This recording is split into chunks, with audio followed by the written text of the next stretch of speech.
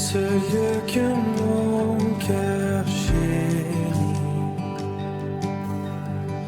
et l'espoir de mon âme,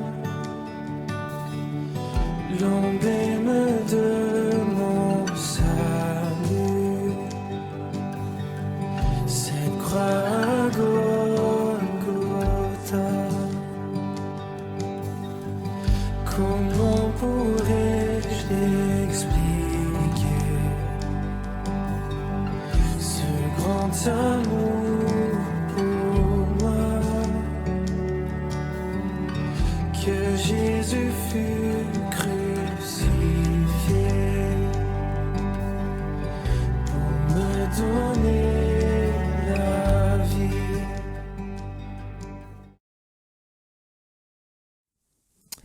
Bonjour à tous. Bonjour chers frères et sœurs, chers amis. Ce matin, nous sommes heureux de pouvoir vous retrouver par l'intermédiaire de la vidéo et chanter avec vous quelques chants à la gloire de notre Seigneur Jésus. Alors, vous êtes prêts? Et toi Myriam, tu es prête? Eh bien, je suis prête. Eh bien, allons nous installer. C'est parti.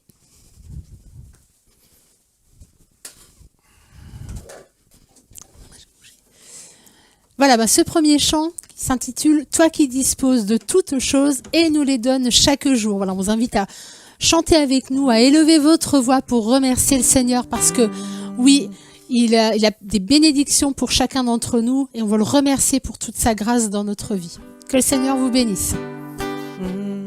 Toi qui disposes de toutes choses et nous les donnes chaque jour. Reçois au Père notre prière de reconnaissance et d'amour. Le don suprême que ta main scelle, c'est notre pardon, c'est ta paix et ta clémence, trésor immense et le plus grand de tes bienfaits. Que par ta grâce, l'instant qui passe, serve à nous rapprocher de toi, et qu'à chaque heure vers ta demeure, nos cœurs s'élèvent par la foi. Toi qui disposes de toutes choses et nous les donnes chaque jour. Reçois au Père notre prière de reconnaissance et d'amour.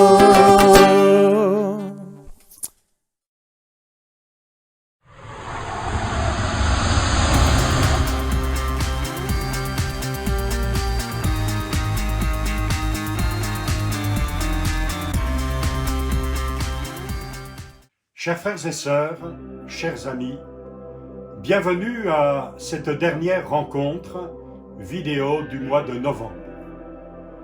L'AEP a travaillé dans plus de 40 pays tout au long de ces dizaines d'années sur le champ de la persécution, à la rencontre de nos frères et sœurs dans la tourmente, dans l'humiliation, dans les privations, chassés quelquefois de leur maison, de leur village, les églises brûlées, la Bible arrachée de leurs mains. Mais tout au long de ces années, nous avons pu, grâce à la générosité de chacun d'entre vous, répondre à plusieurs de leurs besoins. Si souvent, nos frères et sœurs nous ont dit « Vous êtes venus à notre rencontre ». Nous allons aujourd'hui plus spécialement parler de ce que Dieu fait en Algérie, spécialement en Kabylie, parmi nos frères et sœurs qui vivent un réel réveil spirituel malgré toutes les oppositions. Et vous vous rendrez compte combien ils ont besoin de notre intercession, de nos prières. Merci de votre fidélité. Nous partagerons également quelques nouvelles du Bangladesh. Nos frères sont à l'œuvre dans le pays, ouvrent des églises. L'AEP soutient plusieurs pasteurs dans ce travail, mais aussi soutient un travail dans les camps de réfugiés Rohingyas. venus du Myanmar après une violente persécution. Voilà, je vous souhaite cette bienvenue à l'écoute de notre vidéo.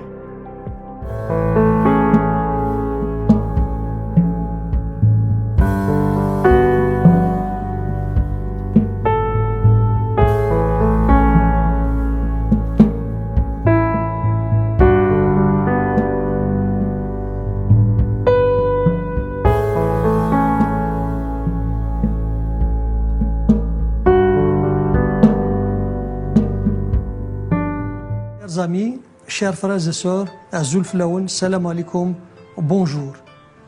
Le jeudi 15 octobre, le ministère des Affaires religieuses et des Waqf a annoncé la réouverture des mosquées pour la grande prière du vendredi. Et ceci à partir du 6 novembre prochain. Mais les autorités algériennes ont également autorisé la réouverture de 7 lieux de culte pour nos frères chrétiens catholiques. Et ceci il y a déjà 2 ou 3 semaines. Nous, en tant que protestants algériens, chrétiens, nous nous réjouissons pour cette bonne nouvelle pour les 2 confessions. Mais en même temps, nous sommes attristés de voir qu'aucune église protestante n'est concernée par ces réouvertures. Il faut nous rappeler qu'entre juillet 2018 et octobre 2019, 13 églises protestantes, et pas des moindres, ont été mises sous scellé par les autorités, privant ainsi plus de 4000 croyants de leur droit d'exercer ou de pratiquer leur culte, qui pourtant est garanti par la Constitution algérienne. Depuis la fermeture de nos églises, nous n'avons pas cessé de frapper à toutes les portes et de plaider notre cause auprès des autorités concernées. Mais malheureusement, en vain, sans réponse. Le seul espoir qui nous est resté est le président de la République, en sa qualité de premier magistrat de la nation. Nous avons adressé à Monsieur le Président 2 courriers. Le premier, c'était le mois de mai, et le deuxième, c'était le début de ce mois d'octobre. Dans les 2 courriers, nous avons expliqué à Monsieur le Président la situation de l'Église protestante d'Algérie, les problèmes que nous rencontrons, mais aussi nous lui avons exprimé nos attentes et notre espoir dans cette Algérie nouvelle qui s'est engagé lui-même de bâtir. Nous espérons que Monsieur le Président se penchera le plus tôt possible sur notre situation et qu'il nous répondra favorablement afin que cessent les humiliations et les persécutions que nous subissons en tant que chrétiens algériens dans notre pays libre et indépendant, dans notre pays où la liberté de culte est garantie par la Constitution algérienne. D'ici là, nous sommes confiants dans le Seigneur, persévérons dans la prière, sachant que toute chose concourt au bien de ceux qui aiment Dieu, de ceux qui sont appelés selon ses desseins. Nous avons cette certitude que Dieu conduira toutes ces choses, toute cette situation pour le bien de son Église en Algérie. Nous avons confiance en lui car il est fidèle et bon. Enfin, pour terminer, chers amis, chers frères et sœurs, je vous invite à vous joindre à nous pour la journée de demain, dimanche 18 octobre. Ce sera la journée internationale de prière pour les chrétiens algériens, afin que personne ne les oublie, afin que personne ne nous oublie. Soyez nombreux à être au rendez-vous. Que Dieu vous bénisse. Amen.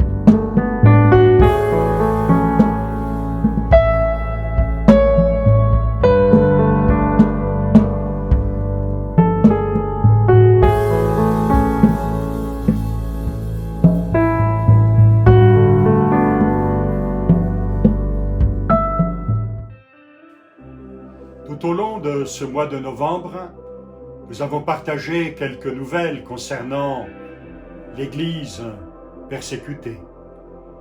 Vous comprenez bien que, par discrétion, pour protéger nos frères et sœurs, tout ne peut pas se dire, s'enregistrer, s'écrire.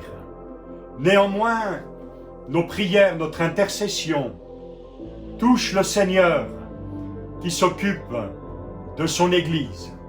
En effet, le Seigneur Jésus, nous l'avons constaté lors de nos missions, construit, bâti son Église partout. Et c'est ainsi que sur cette terre, des milliers d'hommes et de femmes, de toutes tribus, de toutes langues, se tournent vers le Christ. L'opposition est de plus en plus violente. 260 millions de chrétiens aujourd'hui persécutés parce que, comme vous et moi, ils ont placé leur confiance en Jésus. Le Seigneur est à la porte et nous ne voulons pas nous relâcher. Un grand merci pour votre générosité tout au long des années. Sûrement que la vie est difficile pour chacun d'entre vous, mais vous pouvez facilement imaginer combien plus encore pour nos frères et sœurs qui vivent le rejet. Merci pour votre soutien, que le Seigneur vous bénisse. Vous pourrez bien sûr nous suivre sur Facebook, Twitter. Vous pourrez nous suivre avec les nouvelles que nous pouvons partager au travers de la revue et avec d'autres moyens. Que le Seigneur vous rende tous les bienfaits qui ont été notre partage grâce à vous. Que Dieu vous bénisse et qu'il vous accorde sa grâce en toutes choses.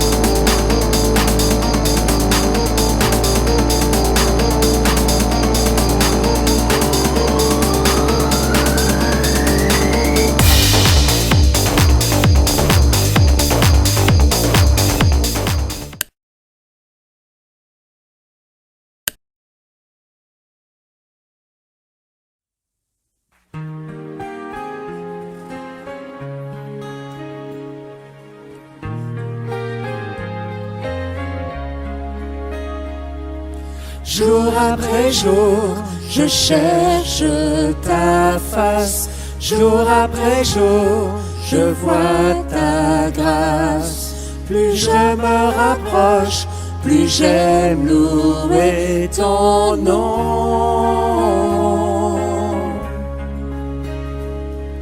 Jour après jour, je cherche ta face. Jour après jour, je vois ta grâce.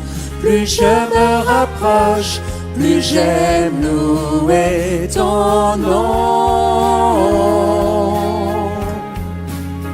Garde mon cœur pur, garde-moi dans tes voies.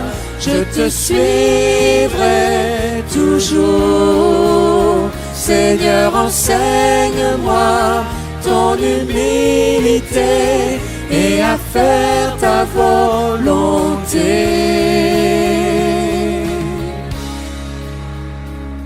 Je garde ta parole, je cherche ta présence, je te poursuivrai de tout mon cœur. Car un jour je sais, je vais te voir, Seigneur. Garde mon mon cœur pur, garde-moi dans tes voies, je te suivrai toujours. Seigneur, enseigne-moi ton humilité et à faire ta volonté. Garde mon cœur pur, garde-moi dans tes voies, je te suivrai toujours. Seigneur, enseigne-moi ton humilité et à faire ta volonté.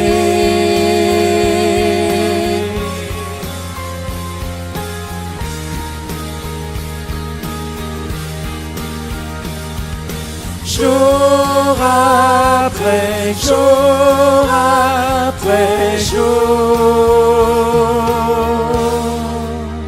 garde mon cœur pur, garde-moi dans tes voies, je te suivrai toujours. Seigneur, enseigne-moi ton humilité et à faire ta volonté. Garde mon cœur pur, garde-moi dans tes voies, je te suivrai toujours. Seigneur, enseigne-moi ton humilité et à faire ta volonté. Garde-moi dans tes voies, je te suivrai toujours. Seigneur, enseigne-moi ton humilité et à faire ta volonté.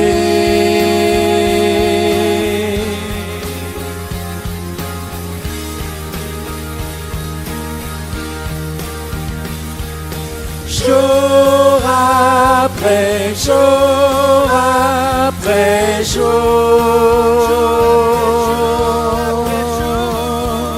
jour après jour après jour.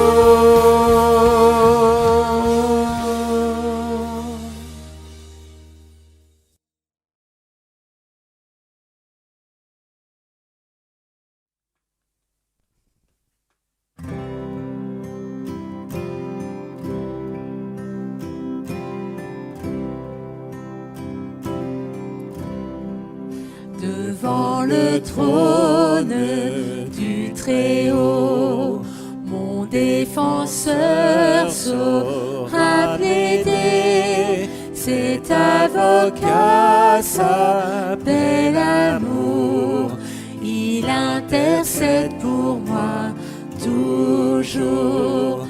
Mon nom est gravé sur ses mains, mon nom est inscrit sur son cœur, puisqu'il défend ma cause au ciel. Nul ne pourra me condamner, nul ne pourra me condamner.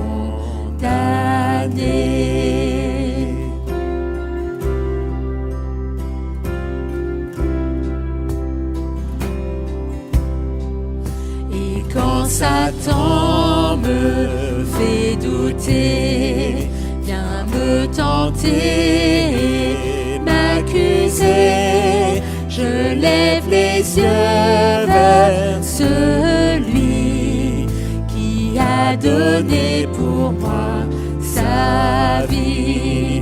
Mon sauveur était innocent, sa mort me rend la liberté.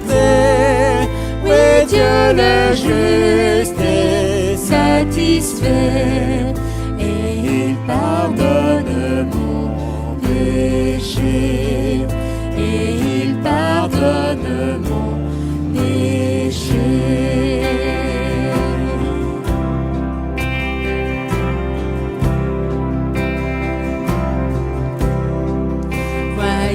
L'agneau ressuscité, il est le roi plein de bonté.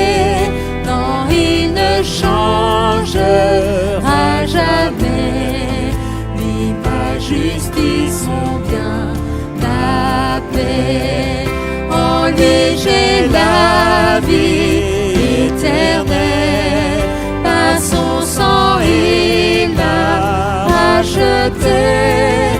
Pour toujours ma vie est cachée en Jésus mon Sauveur, mon Dieu, en Jésus mon Sauveur, mon Dieu.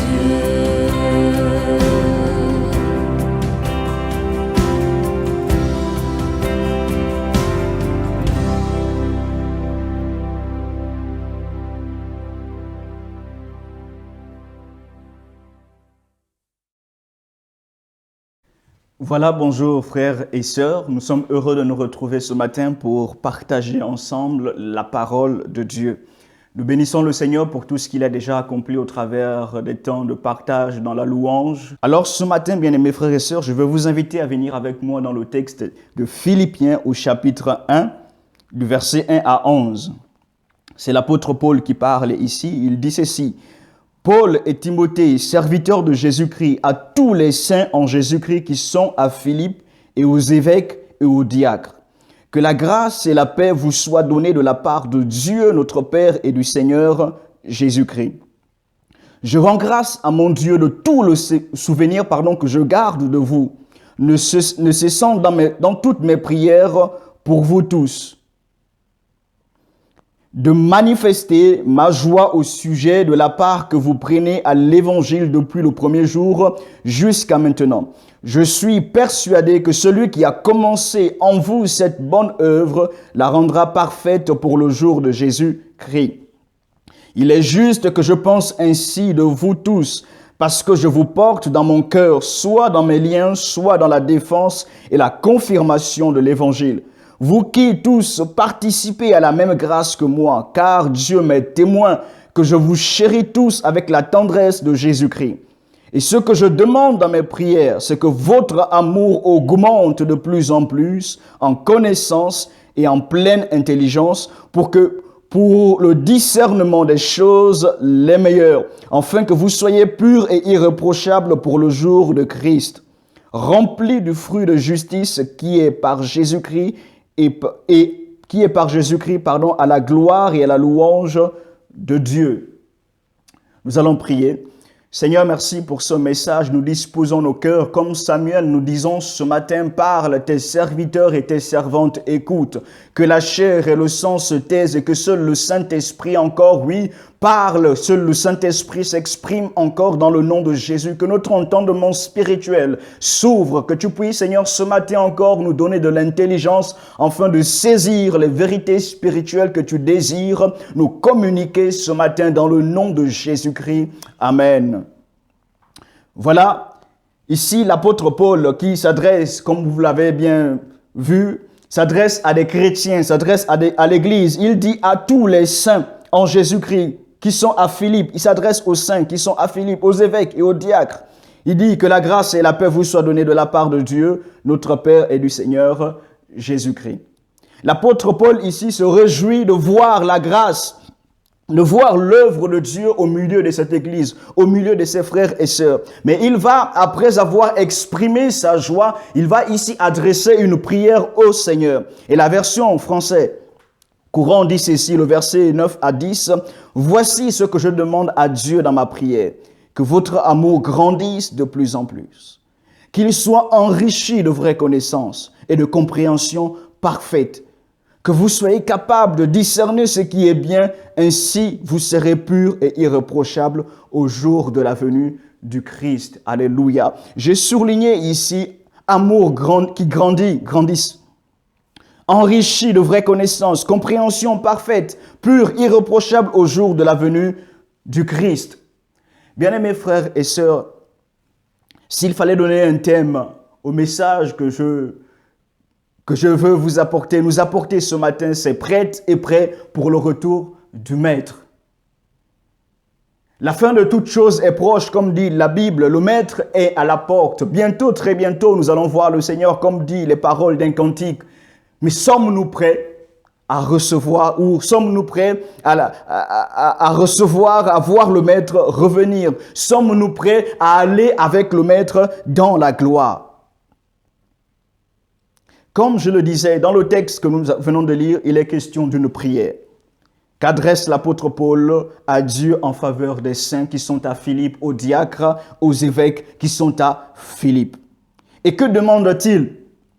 Il demande que leur amour grandisse de plus en plus. Par l'enrichissement de la vraie connaissance et de sa parfaite compréhension. Dans quel but? Pour que l'Église, pour que les chrétiens, pour que les évêques et les diacres qui sont à Philippe discernent ce qui est bien, afin d'être purs et irréprochables au jour de la venue du Christ. Voilà, bien-aimés frères et sœurs, la prière de l'apôtre Paul en faveur de ces chrétiens-là. Et la question que je me suis posée, c'est pourquoi l'amour? Pourquoi l'amour? Et de quel amour il est question? Vous savez, aujourd'hui, lorsqu'on parle d'amour, il y a tellement de confusion. Je vais dire j'aime le chocolat. Est-ce que lorsque j'emploie le verbe aimer, aimer le chocolat, est-ce que c'est le même sens que je donne lorsque je dis j'aime Dieu? Pourquoi l'amour? L'amour dont il est question dans ce texte, bien-aimés frères et sœurs, vous l'aurez compris, c'est l'amour agapé. Et qu'est-ce que c'est l'amour agapé? Agapé, il vient du grec, agapé, qu'est-ce que c'est? L'amour agapé désigne un amour qui dépend plus de la volonté que du sentiment. Je reprends. L'amour agapé désigne un amour qui dépend plus de la volonté que du sentiment. Ce n'est pas un amour qui est basé essentiellement sur du senti. Je sens pas. Non. C'est un amour qui dépend plus de la volonté que du sentiment. Il caractérise l'amour de Dieu pour l'homme. On aime bien ce texte de Jean au chapitre 3, verset 16, que l'on récite tellement par cœur. Car Dieu a tant aimé le monde qu'il a donné son Fils unique afin que quiconque croit en lui ne périsse point. L'amour de Dieu, l'amour agapé. Et pourquoi l'amour? Bien-aimés frères et sœurs, comme je le disais en introduction, l'apôtre Paul s'adresse à des saints qui ont été au contact de la grâce, des saints qui ont rencontré le Seigneur de gloire, des saints qui ont accepté Jésus dans leur cœur, des saints qui marchent avec le Seigneur de gloire. Comme il dit ici, je rends grâce au verset 3, à mon Dieu de tout le souvenir que je garde de vous, ne cessant dans toutes mes prières pour vous tous de manifester ma joie au sujet de la part que vous prenez à l'évangile depuis le premier jour jusqu'à maintenant. Depuis le premier jour jusqu'à maintenant, je manifeste ma joie de la part que vous prenez à l'évangile. Vous êtes une église qui est impliquée dans l'annonce de l'évangile. Vous êtes une église qui est impliquée dans l'œuvre. Je rends grâce à Dieu pour cela et je manifeste ma joie. Voilà ce que dit l'apôtre Paul au sujet de cette église. Je manifeste ma joie de voir cette œuvre-là au milieu de vous. Mais il va dire au verset 9, mais ce que je demande, c'est que votre amour grandisse de plus en plus. C'est que votre amour grandisse de plus en plus. L'apôtre n'est pas en train de dire qu'à l'église de Philippe, ils n'avaient pas l'amour, ils n'étaient pas dans l'amour. Non, mais l'apôtre est en train de dire, je ne veux pas que votre amour décroît, mais je veux que votre amour grandisse, que votre amour puisse croître, que votre amour grandisse de plus en plus. Parce que c'est ici la volonté, bien-aimés frères et sœurs, de notre Père, de notre Dieu, que notre amour pour lui ne soit pas un amour stable, ne soit pas un amour qui décroît, mais un amour qui grandit de jour en jour, de plus en plus, par la grâce et la puissance du Saint-Esprit, comme on va le voir par la suite. Bien-aimés frères et sœurs, l'amour, c'est quelque chose d'important dans la vie du chrétien, très important, pour ne pas dire la base même. L'apôtre Paul le dira encore une fois de plus dans l'épître aux Corinthiens, au chapitre 13. On va le lire. 1 Corinthiens au chapitre 13, il le dira. Vous l'avez déjà sûrement lu, vous le connaissez par cœur. C'est un texte que l'on aime bien prendre dans des situations, par exemple, de mariage et autres. Mais quand l'apôtre Paul a écrit ce texte, ce n'était pas dans l'occasion d'un mariage, non. Mais il s'adressait à l'Église. Il dit, quand je parlerai les langues des hommes et des anges, si je n'ai pas l'amour, je suis un airain qui résonne ou une cymbale qui retentit. Et quand j'aurai le don de prophétie, la science de tous les mystères et toute la connaissance, quand j'aurai même la foi jusqu'à transporter des montagnes, si je n'ai pas l'amour, je ne suis rien. Et quand je distribuerai tous mes biens pour la nourriture des pauvres, quand je livrerai même mon corps pour être brûlé, si je n'ai pas l'amour, cela ne me sert à rien. C'est clair, bien-aimés frères et sœurs. S'il n'y a pas d'amour, ça ne sert à rien. L'ennemi n'a pas peur que tu fasses des activités. L'ennemi n'a pas peur que tu sois impliqué dans une œuvre sociale et autre. Il n'a pas peur de cela. Non, il n'a pas peur de cela parce qu'il sait que le monde fait des activités. Parce qu'il sait que dans ce monde, il y a tellement des activités. Mais ce qui fait peur à l'ennemi, c'est la motivation de ton cœur. Est-ce l'amour ou est-ce pour être vu des hommes? Est-ce l'amour véritable qui motive ton activité? Est-ce l'amour véritable qui en est la source? L'ennemi n'a pas non plus peur que tu vas annoncer l'évangile. Parce qu'aujourd'hui, comprenez-moi, mes bien-aimés frères et sœurs, il y en a parfois on est comme dans cette démarche d'annoncer l'évangile par obligation. C'est-à-dire pour remplir un quota. Qu'en fin de journée, j'ai parlé à tel. Mais ça ne fait pas peur à l'ennemi. L'ennemi, ce qui le fait peur, c'est lorsque tu annonces l'évangile avec pour source l'amour. Ce qui fait peur à l'ennemi, c'est lorsque ce qui brûle dans ton cœur, ce qui te pousse à sortir, annoncer l'évangile, l'amour de Dieu qui est en toi, c'est ce qui fait peur à l'ennemi. Parce que lorsqu'il y a l'amour, bien-aimés frères et sœurs, tu vas prendre du temps pour prier pour cette âme jusqu'à ce que cette âme ait reçu Jésus dans sa vie. Tu vas prendre du temps pour prier pour cette âme, consacrer du temps, consacrer des minutes, fléchir des genoux jusqu'à ce que cette âme ait confessé le Seigneur Jésus dans sa vie. Parce qu'on peut tous aller dire, proclamer, prendre un micro, un mégaphone et crier « Jésus vous aime ». Mais oui, mais est-ce que ce que l'on proclame là prend sa source dans l'amour? Regardons Jean 3,16. Dieu a tant aimé, il a donné. L'amour, motivation, Dieu a donné. Il a aimé, il a donné. Le temps que tu donnes. 15 dit, quelques-uns, c'est l'apôtre Paul qui le dit, quelques-uns, il est vrai, prêchent Christ par envie et par esprit de dispute, mais d'autres prêchent avec des dispositions bienveillantes. Je relis ce texte, Philippiens 1,15. Quelques-uns, il est vrai, prêchent Christ par envie et par esprit de dispute, mais d'autres le prêchent avec des dispositions bienveillantes. L'apôtre Paul ne dit pas que ceux qui prêchent ne prêchent pas, mais il dit leur disposition. En fait, ils sont motivés par des esprits de dispute. Il y a comme un esprit de dispute en eux qui les pousse à faire ce qu'il faut. Mais il emploie le verbe prêcher pour eux. Mais il dit, mais d'autres prêchent avec des dispositions bienveillantes. La source, l'amour de Dieu. La source, l'amour de Dieu. L'amour, des dispositions bienveillantes. C'est-à-dire, si ta disposition, ta motivation, c'est l'amour, tu vas aimer l'âme qui est en face de toi. Tu vas aimer cet homme qui passe. Tu vas pas le regarder avec mépris. Tu vas pas le regarder comme... Non, tu vas l'aimer. Tu vas aimer cette âme-là. Lorsque tes dispositions, c'est l'amour. Cet amour va t'amener à prendre du temps dans la prière. À prendre du temps pour l'âme, prier pour l'âme. À t'offrir en sacrifice. À t'offrir en sacrifice. Comme je le disais dans le livre de 1 Corinthiens chapitre 13, l'apôtre Paul est clair. Ne nous séduisons pas, bien-aimés frères et sœurs. L'apôtre Paul est clair dans ce texte. Quand je parlerai les langues des hommes et des anges, si je n'ai pas l'amour, je suis un airain qui résonne. Je fais du bruit pour rien. Quand j'aurai le don de prophétie, la science de tous les mystères et toute la connaissance, quand j'aurai même toute la foi jusqu'à transporter des montagnes, si je n'ai pas l'amour, je ne suis rien. Tu peux avoir toute la théologie du monde, la théologie, tout ce que tu veux, mais s'il n'y a pas l'amour, ça ne te sert à rien. Et quand je distribuerai tous mes biens pour la nourriture des pauvres Et quand je livrerai même mon corps pour être brûlé, si je n'ai pas l'amour, cela ne me sert à rien. Même si tu livres ton corps. Mais s'il n'y a pas l'amour, bien-aimés frères et sœurs, cela ne sert à rien.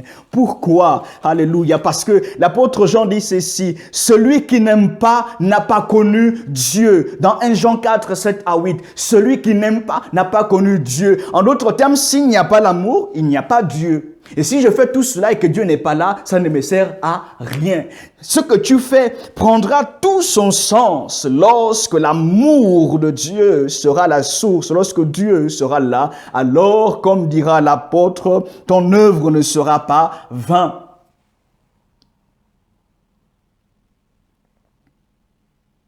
L'amour.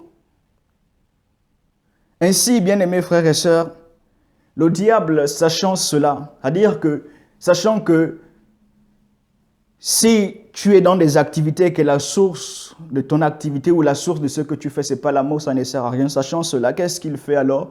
Il combat l'amour de Dieu dans le cœur des chrétiens. Il combat l'amour de Dieu dans le cœur des chrétiens. Il cherche à refroidir l'amour du plus grand nombre, comme dira le Seigneur Jésus. C'est là que vous voyez parfois des gens qui sont distraits. Au lieu d'être focalisés sur le salut des âmes, ils sont distraits en train de se chahuter, chercher des problèmes. Il ne m'a pas salué, il ne m'a pas fait ceci. Ils sont dans la médisance, plongés dans des choses que le diable a mis en place pour les distraire du véritable objectif, l'amour de Dieu qui pousse à annoncer l'évangile. Il cherche à refroidir l'amour du plus grand nombre. Parce que lorsqu'il n'y a pas d'amour, bien-aimés frères et sœurs, comme je le disais, on ne va pas prendre le temps dans la prière pour l'intercession, pour des âmes. On ne sera même pas au rendez-vous de prière parce que ce qui nous intéresse, c'est notre moi, notre égoïsme, nous. Mais l'amour de Dieu, bien-aimés frères et sœurs, nous pousse comme le Seigneur Jésus. Comme il est dit dans Jean 3,16, Dieu a tant aimé le monde. Il a regardé le monde. Il a tant aimé et il a donné. Il a tant aimé et il a donné. Le diable combat l'amour dans les cœurs des chrétiens. Il essaye de refroidir l'amour. Il essaye de refroidir l'amour. Jésus dira dans Matthieu 24, 12. Comme Jésus s'en allait au sortir du temple, ses disciples approchèrent pour lui faire remarquer les constructions. Mais il leur dit, voyez-vous tout cela?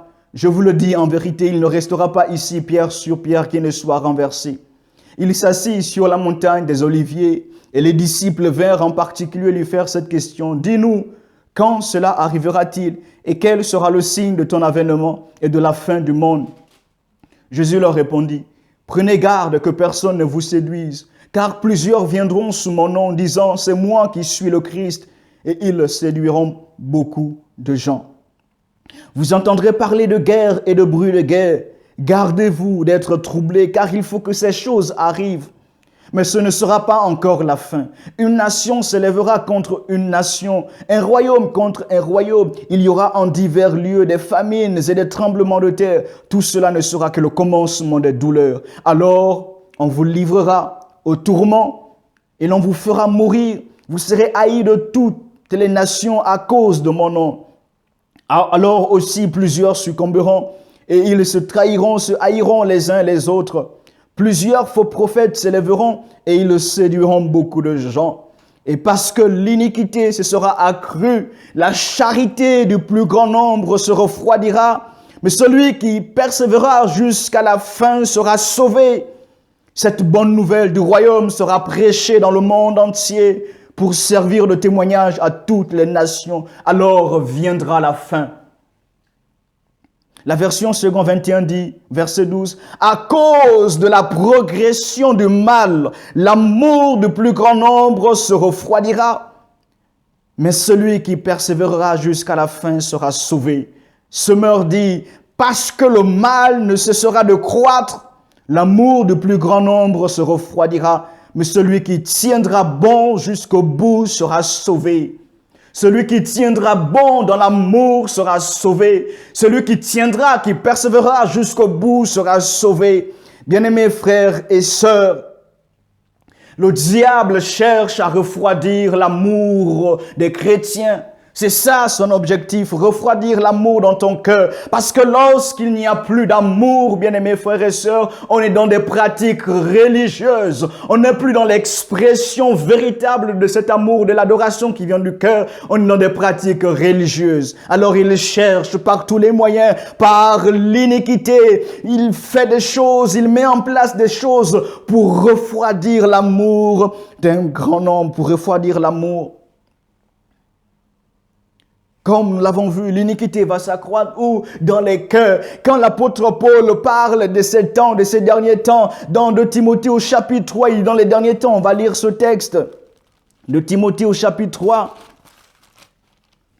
Quand il parle de ce temps, il dit à Timothée, sache que dans les derniers jours, il y aura des temps difficiles, car les hommes seront égoïstes, amis de l'argent, fanfarons, hautains, blasphémateurs, rebelles à leurs parents, ingrats, irréligieux, insensibles, déloyaux, calomniateurs, intempérants, cruels, ennemis de gens de bien. Traite, emporté, enflé d'orgueil, aimant le plaisir plus que Dieu, ayant l'apparence de la piété, mais régnant ce qui en fait la force, ayant l'apparence de la piété, mais régnant ce qui en fait la force. Vous avez remarqué, les gens seront tournés vers eux-mêmes, l'amour de moi, selfie, de moi. Égoïste et fanfaron, aimant le plaisir plus que Dieu, ayant l'apparence de la piété, mais régnant ce qui en fait la force. L'apôtre parle de ces temps dont Jésus parlait ici. Oh, bien-aimés frères et sœurs, il peut y avoir tellement de choses qui sont là et qui ont pour objectif de refroidir l'amour. Des enseignements trompeurs, la progression de l'iniquité du péché dans les cœurs. Comment, en tant qu'enfant de Dieu, tu peux demeurer, vivre dans le péché et te sentir à l'aise à l'intérieur? Non, c'est qu'il y a quelque chose qui ne tourne pas en rond. Non, c'est qu'il y a un problème. Et il ne faut pas que tu restes là, mon frère, ma sœur. Je veux t'encourager ce matin. Si pendant que ces paroles sortent, le Saint-Esprit te convainc de péché et de justice pendant que tu es là, pendant que tu écoutes ces mots, je veux te dire, mon frère, je veux te dire, ma sœur, que le Seigneur de gloire te donne également la puissance qu'il faut pour sortir de cette situation et être restauré. Et vivre le temps dans l'intimité comme au premier jour avec Jésus.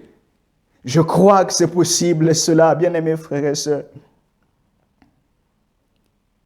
L'ennemi cherche à refroidir l'amour, mais notre Dieu cherche à l'amener l'amour en grandissant dans nos cœurs. Notre Dieu veut restaurer. Notre Dieu veut restaurer. Veut te restaurer.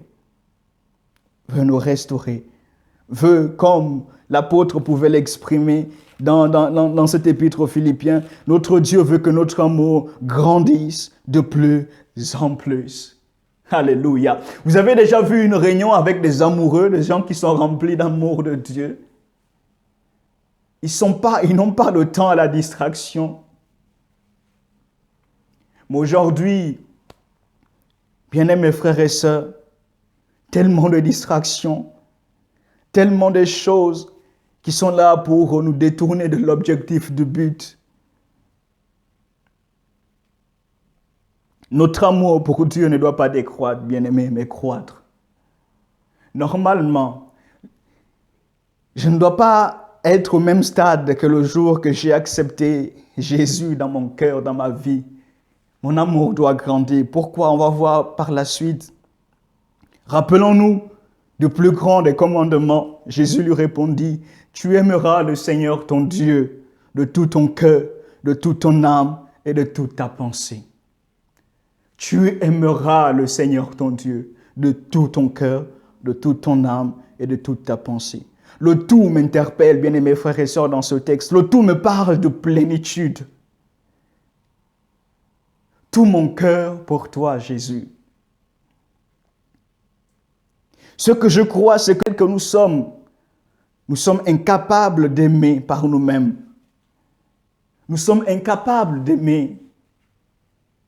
Nous sommes incapables d'aimer. Mais je crois que quand l'amour de Dieu vient à notre rencontre, Alléluia.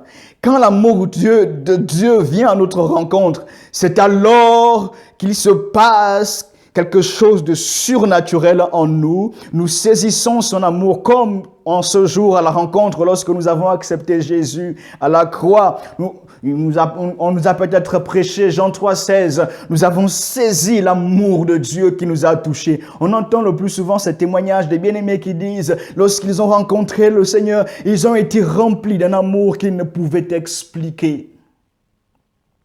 Ils ont été remplis d'un amour qu'ils ne pouvaient expliquer.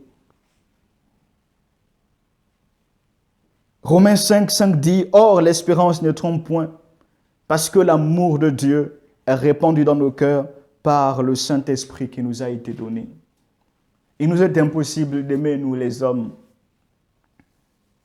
Il nous est impossible d'aimer, nous les hommes. Mais le Seigneur qui nous aime d'un amour incomparable nous a donné son Esprit qui répand dans nos cœurs l'amour de Dieu. Cet amour qui dépend plus de la volonté que du sentiment, il l'a répandu dans mon cœur.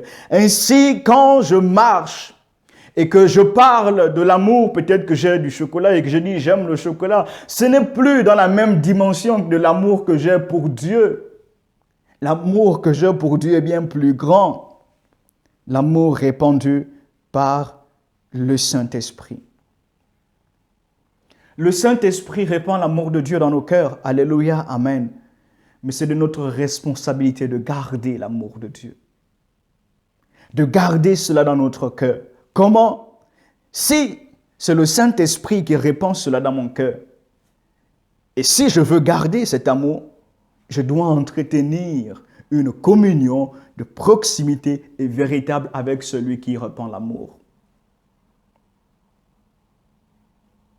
Je vous prends un exemple. Si vous avez un ami ou, je ne sais pas, un frère, une sœur qui vous donne, supposons chaque jour, qui vous donne chaque jour 30 000 euros. 30 000, on va prendre l'argent, 30 000. Il vous donne, ce frère ou cette sœur vous donne chaque jour, 30 000 euros, chaque jour 30 000 euros, 30 000 euros, 30 000 euros. Selon vous, vous allez vous attacher essentiellement aux 30 000 euros et rejeter le frère, ou bien vous allez chercher à garder le frère parce qu'en sachant que si vous gardez le frère, vous avez l'assurance que vous aurez les 30 000 euros tous les jours. Or, si vous prenez 30 000 euros de jeudi, que vous dites au frère, bon, je ne veux plus entendre parler de toi, éloigne-toi de moi, les 30 000 euros de jeudi là, ils vont finir. Parce que si tu es également quelqu'un qui consomme énormément, tu vas prendre un petit déjeuner de 5 000 euros. Bon, c'est juste pour blaguer. Mais tu vas chercher à garder celui qui donne plutôt que le don. Mais nous, parfois, on est dans cette attitude où on préfère le don plutôt qu'au donateur. On s'attache au don plutôt qu'à celui qui donne. Ce n'est pas l'attitude qu'il faut avoir, bien-aimés frères et sœurs. Je dois m'attacher à celui qui donne, à celui qui est la source, de manière à ce que jamais je ne manque, qu'il n'y ait jamais de manque. Je dois m'attacher à la source, le Saint-Esprit. Et peut-être pour toi qui es là et lorsque tu analyses ton cœur, c'est froid, ton amour pour Dieu a refroidi. Je veux peut-être t'inviter à venir dans cet état d'esprit de repentance. Alléluia. Le Saint-Esprit convainc les cœurs.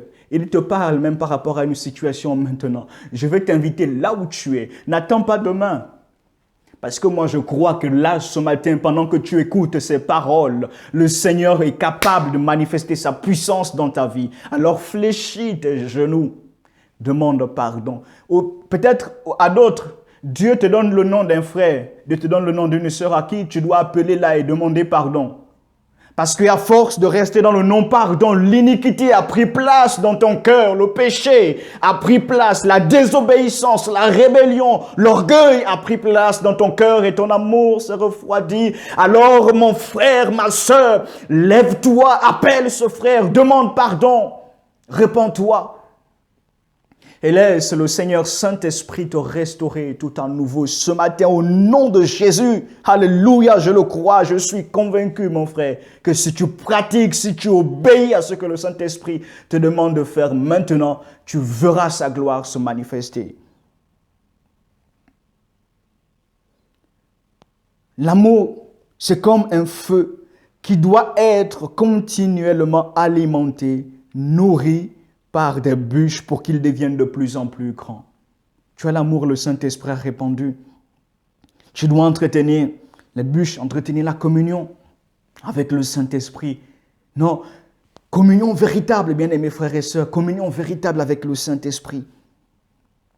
Mais également, l'apôtre, il parle dans Éphésiens en disant, je vais relire la version française courant 9 à 10, « Voici ce que je demande à Dieu dans ma prière, que votre amour grandisse de plus en plus, qu'il soit enrichi de vraies connaissances et de compréhension parfaite. » L'apôtre dit de vraies connaissances. De vraies connaissances. S'il dit vraies connaissances, c'est qu'il peut y avoir de fausses connaissances, de fausses doctrines liées à de faux prophètes. Comme Jésus a dit, beaucoup viendront en mon nom, diront ceci, de faux enseignements, de faux prophètes. Beaucoup.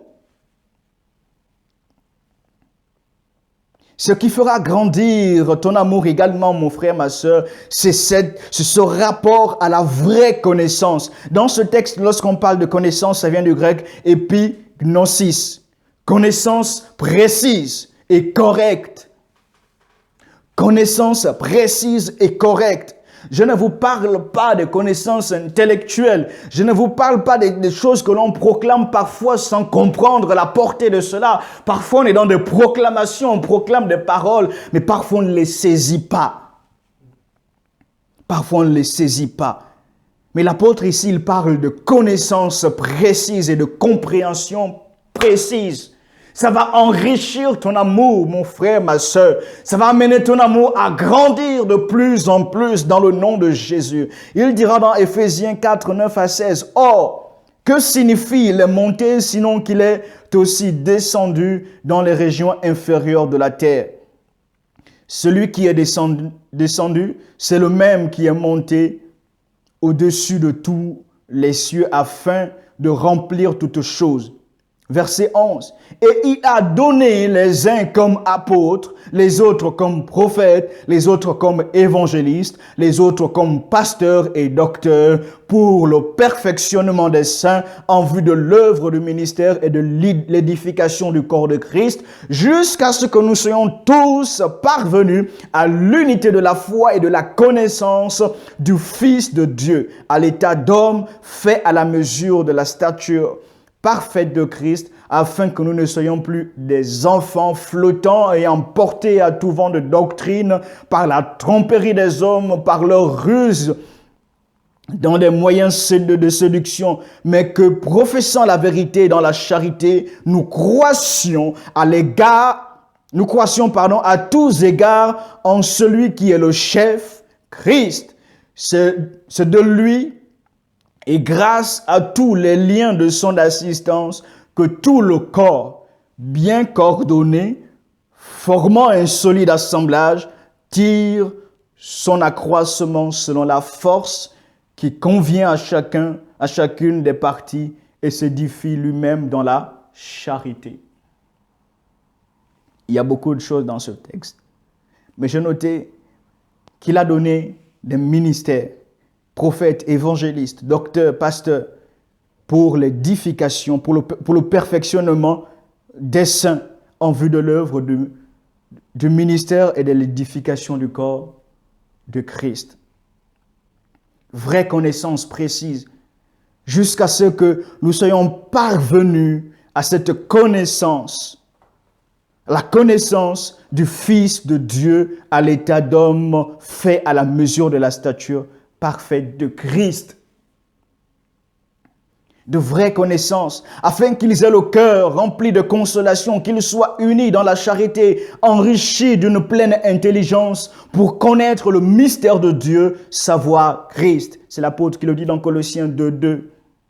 Connaître le mystère de Dieu, savoir Christ. de vraie connaissance. Plonger ses regards dans la parole de Dieu. Vous savez ce que je crois? C'est que, je l'ai noté ici en vert, c'est que quand ma soif de Dieu rencontre la volonté de Dieu, c'est alors que le surnaturel divin prend place en moi. C'est alors que ce qui est de Dieu vient demeurer en moi avec une pleine abondance. Je vais répéter, lorsque ma soif de Dieu rencontre la volonté de Dieu, c'est alors que ce qui est de Dieu vient demeurer en moi avec une pleine abondance. Ma soif de Dieu, dans la communion que je vais avoir avec son esprit, dans le désir de chercher la communion, d'entretenir cette communion avec le Saint-Esprit, mais également ma soif de Dieu dans le désir de chercher la volonté de Dieu dans la parole, dans la méditation, saisir la connaissance de ce que le Seigneur a accompli à la croix du Calvaire, dans ma soif dans ces choses-là, lorsqu'elle rencontre la volonté de Dieu qui est que je puisse croître, que mon amour soit de plus en plus grand, que je puisse de plus en plus encore grandir dans la connaissance de qui il est. Lorsque ma soif rencontre la volonté de Dieu, c'est alors que ce qui est de Dieu, comme l'amour, prend place avec moi avec une pleine abondance. Alléluia. L'apôtre, je vais conclure l'apôtre quand il parle à l'église, aux saints qui sont à Philippe, il leur dit, je suis persuadé. Je suis persuadé. Je ne sais pas pour vous, mais moi, si j'étais en face de l'apôtre Paul, attends, homme de Dieu, sur quoi tu t'appuies pour affirmer avec tellement de conviction que tu es persuadé que celui qui a commencé en vous cette bonne œuvre la rendra parfaite pour le jour de Jésus-Christ. Je crois que si l'apôtre Paul exprime ainsi les choses, c'est parce qu'au verset 3, il dira « Je rends grâce à mon Dieu de tout le souvenir que je garde de vous ». En d'autres termes, l'apôtre Paul connaissait d'une part la volonté de Dieu à l'égard de ces chrétiens et d'autre part, il connaissait la soif, le désir de ces derniers à faire ce qui est bon devant Dieu. Il a fait une addition. Il dit, je connais la volonté de Dieu pour vos vies. Je connais la volonté de Dieu pour cette église. Mais je connais également le souvenir que je garde. Je connais la soif qui est la vôtre. Je connais votre désir d'accomplir la volonté de Dieu. Je connais votre désir de faire l'œuvre de Dieu, d'annoncer l'évangile. Je connais votre désir. Et lorsque j'associe ces deux éléments, je suis persuadé que celui qui a commencé cette œuvre-là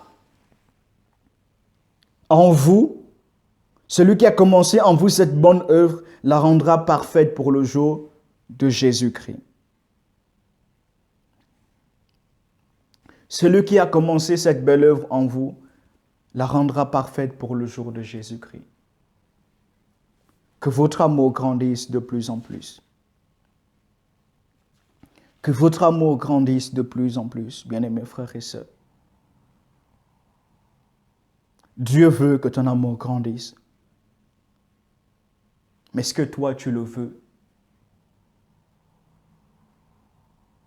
Dieu veut que tout ce que tu fais ait pour motivation, source, l'amour qu'il a répandu dans ton cœur. Et même dans ta relation avec tes frères et sœurs, l'amour. C'est l'apôtre Jean qui le dira dans son épître. Il dira, mais comment peux-tu dire que tu aimes Dieu si tu n'aimes pas ton prochain? Je terminerai par cela. Ne mesurez jamais votre amour pour Dieu par rapport à ce que vous faites ou pas. Parce que comme on l'a vu dans 1 Corinthiens 13, on peut être dans des activités et ne pas être dans l'amour. Mais comme l'apôtre Jean le dit, en réalité, notre amour pour Dieu se voit dans l'amour que nous avons pour les frères et sœurs, dans l'amour que nous avons pour notre prochain, dans l'amour que nous avons pour l'œuvre de Dieu, pour la parole de Dieu. En d'autres termes, la démonstration physique de notre amour pour Dieu, c'est l'amour que nous avons pour les autres. C'est l'amour que nous avons pour les frères et sœurs. Je ne vous apprends rien lorsque je vous dis que normalement, quand deux personnes choisissent de se marier, c'est qu'elles s'aiment. Mais je vous apprends rien également lorsque je vous dis que seule la fiancée fidèle dans les fiançailles peut être mariée. C'est-à-dire que si dans la période de fiançailles, tu es déjà dans de l'adultère, dans des trucs qui ne sont pas bien, le mariage n'arrivera pas. Et nous, comme cela nous avait été apporté, nous sommes là sur la terre, fiancés. Demeurons fermes, demeurons fidèles, en attendant les noces de l'agneau. Mon frère, ma sœur, retiens ceci. Dieu veut que ton amour grandisse de plus en plus. Dieu veut que ton amour grandisse de plus en plus. Si peut-être ton amour s'est refroidi, si peut-être c'est plus ça dans ton cœur, il n'y a plus ce punch, il n'y a plus... Vous savez, quand deux personnes s'aiment, ce sont des poètes. Des poètes, ils se disent des poèmes d'amour, ils sont là dans cet élan d'amour. Bon, je ne vous dirai pas tous les poèmes que je récite envers ma bien-aimée que j'aime tellement. Mais quand deux personnes s'aiment, on l'exprime dans la louange. Lorsqu'on aime Dieu, on l'exprime dans la louange. Et j'avoue que le temps que nous vivons là, les temps de confinement, ce sont des temps en quelque sorte qui ont révélé l'état de notre amour pour Dieu. Ce sont des temps ce sont des moments qui ont révélé, qui ont mis en évidence si mon amour était lié à la maison de l'église, dans la maison de l'église ou à Dieu. Et béni soit le nom du Seigneur pour ce temps parce que je crois que nous ressortons de ce temps de confinement en ayant fait le bilan, en ayant pris conscience de tout ce qu'il y a encore à faire. Et on se met en marche par la grâce de Dieu. Dieu désire que ton amour grandisse. Je veux prier, bien-aimés frères et sœurs. Si le Seigneur Saint-Esprit t'a interpellé là où tu es,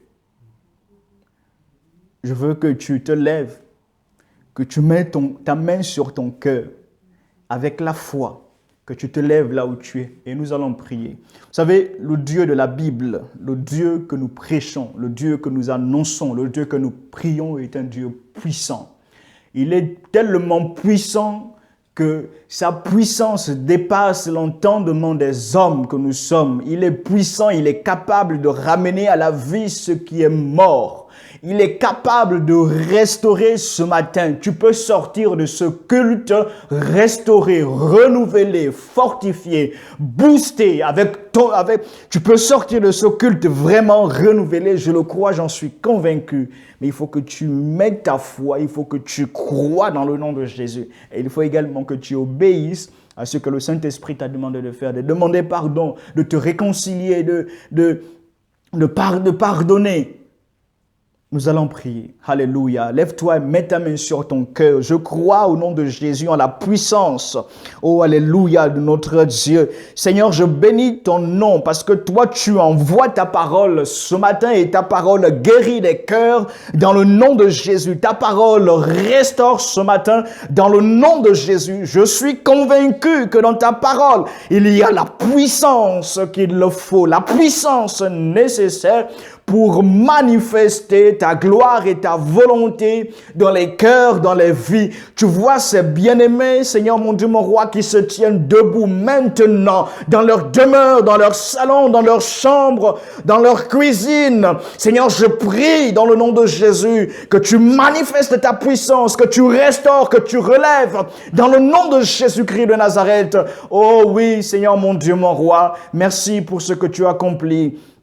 Parce que oui, ta parole ne retourne jamais à toi sans avoir accompli son effet. Je crois, Père éternel, en l'efficacité même de ta parole. Je crois que maintenant, tu ressuscites dans le nom de Jésus. Tu relèves dans le nom de Jésus. Tu restaures dans le nom de Jésus. Merci, Seigneur, pour ce jour glorieux. Et nous demeurons, oui, Père, pendant que nous sommes encore ici-bas, dans cet amour véritable, et nous y mettons des bûches, Seigneur, afin que ce feu grandisse encore et encore, des bûches dans l'entretien de la communion avec ton esprit, mais également, Seigneur notre Dieu, dans la relation avec ta parole, dans la méditation, Seigneur Jésus, de ta parole dans le nom de Jésus-Christ de Nazareth.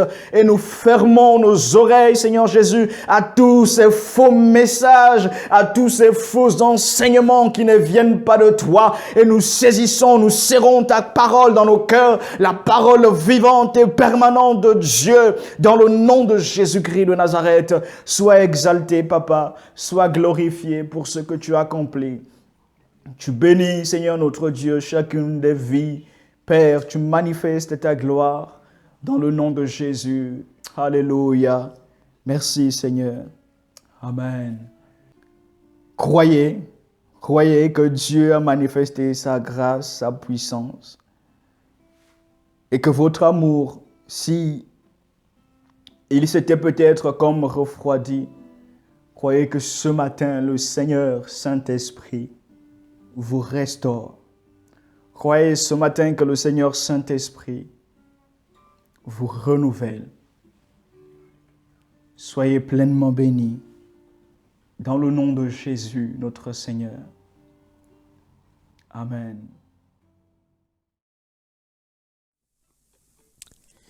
Voilà, chers frères et sœurs, ce dernier chant que l'on souhaite vous partager.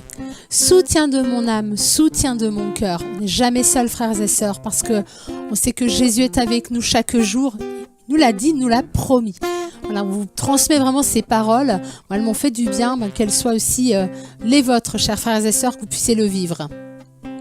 Soutien de mon âme, espoir de toute ma vie, mon étreinte te réclame, le jour et la nuit. Si je lève les yeux, j'aperçois que mon secours vient de toi. Soutien de mon cœur, toi le soleil de ma vie, au plus sombre de mes heures, tu voyais mes nuits, car là où j'ai fauté, ta grâce a surabondé chaque fois. Même si je n'ai pas grand-chose à donner, je sais dans tes bontés, tu m'acceptes comme je suis. J'ai compris, Seigneur, ce que tu veux de moi, me donner tout à toi, venir au pied de la croix. Soutien de mon âme, espoir de toute ma vie, mon étreinte te réclame, le jour et la nuit. Si je lève les yeux, j'aperçois que mon secours vient de toi.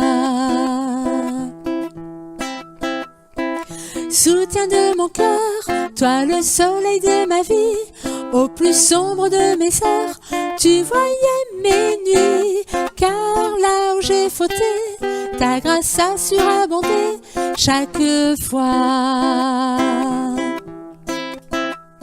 Même si je n'ai pas grand-chose à donner, je sais dans tes bontés, tu m'acceptes comme je suis.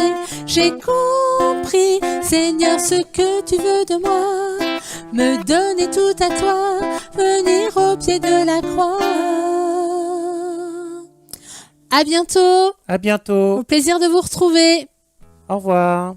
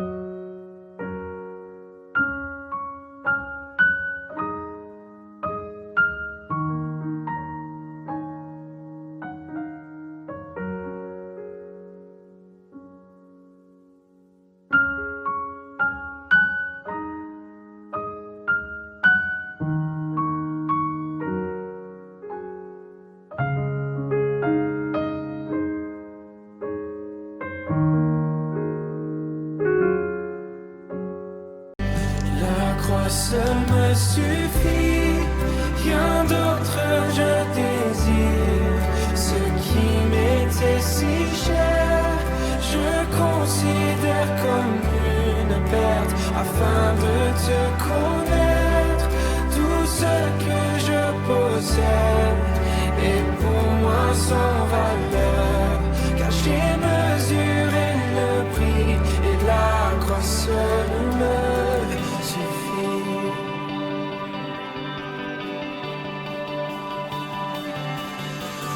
Ma confiance n'est pas